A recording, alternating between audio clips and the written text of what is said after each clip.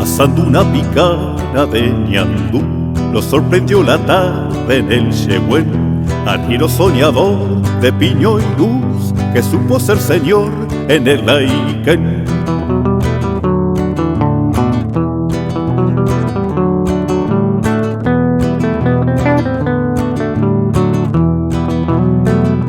Con un perro pelado y un cascabel, un caballo cansado, viejo y cinchón, ahí anda guanaqueando Don Chatel, cacique cimarrón de la Oniquén.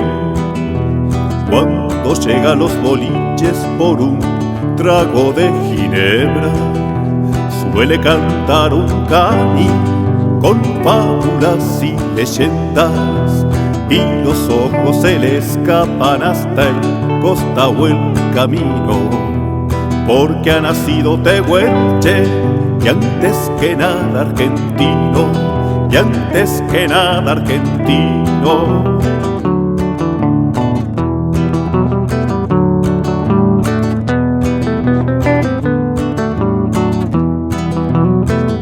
Cuántos recuerdos tiene Don Chatel de la Izapavón y del Cardiel, cuando llegaba al barco de Don Luis trayéndole banderas para él.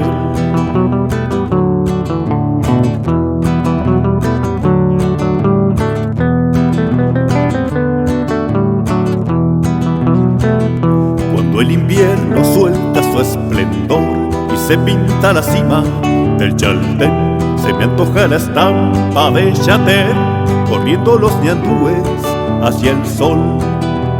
Cuando llega a los boliches por un trago de ginebra, suele cantar un cani con fábulas y leyendas, y los ojos se le escapan hasta el costado el camino, porque ha nacido tehuelche y antes que nada argentino, y antes que nada argentino.